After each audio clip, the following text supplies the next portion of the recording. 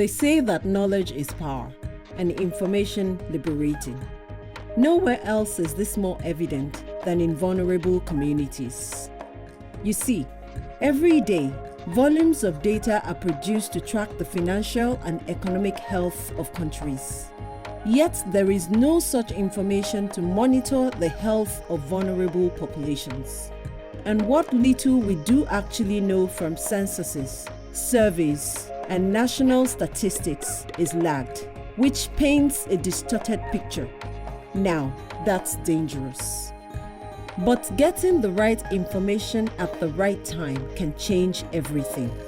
With the recent advances in information and communication technologies, as well as innovative adaptations of traditional data collection methods, gathering timely information from the hardest to reach populations has never been easier.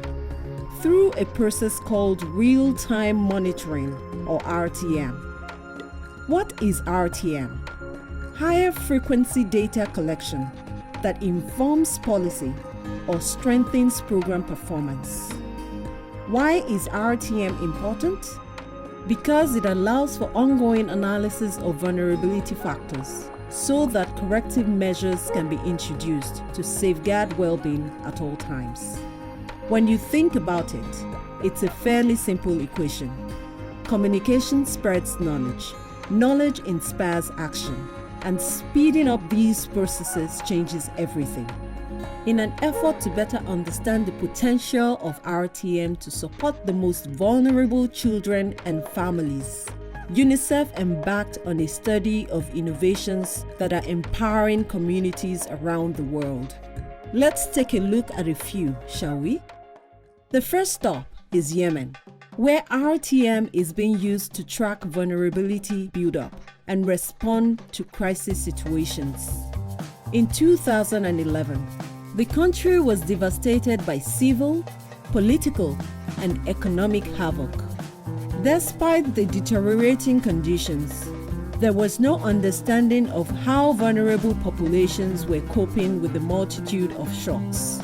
In response, UNICEF Yemen launched a bi-weekly survey to track vulnerability factors like nutrition and water intake among a small sample of poor families in different regions of the country.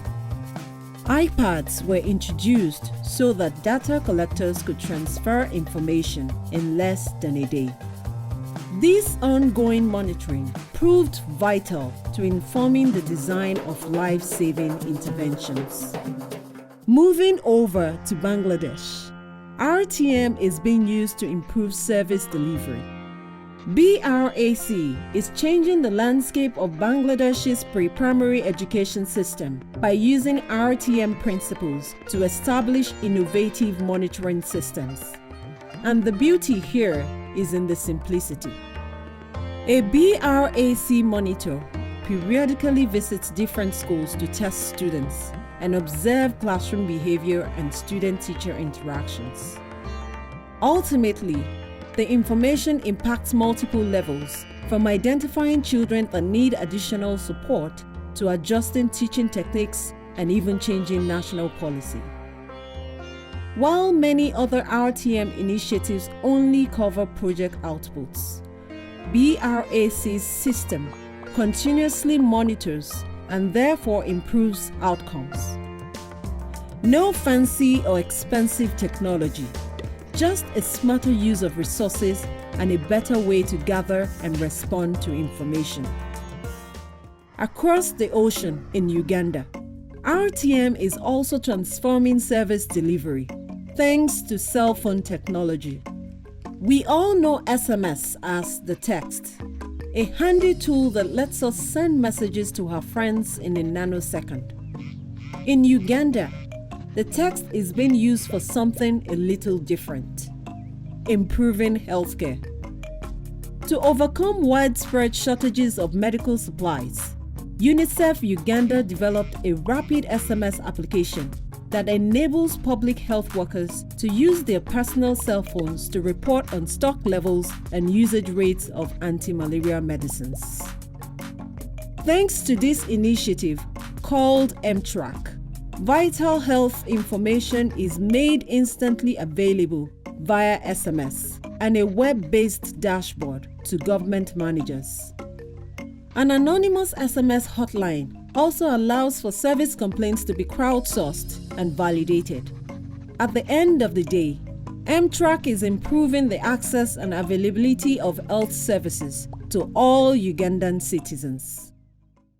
As we step back, the experiences from Bangladesh, Yemen, Uganda, and beyond have taught us much about the potential role for RTM to benefit the most vulnerable.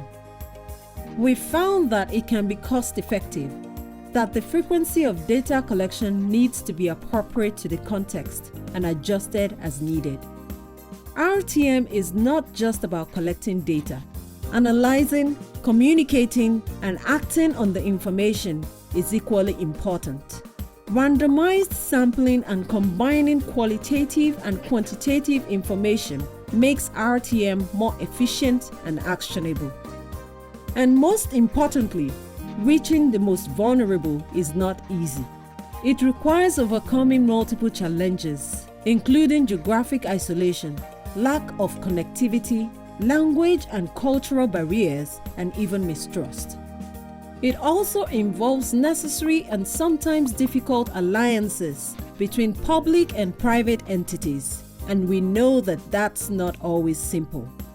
But if we're able to take what we've learned and apply it to a country-led set of standards that ensure the equity and quality of RTM initiatives, sustainable national RTM systems are possible everywhere. And that means a world in which the vulnerable are accounted for, their voices heard, and their challenges addressed. Sounds like a pretty nice world, don't you think? Join forces with UNICEF on the quest to harness the momentum in RTM for faster, more inclusive, and quality information.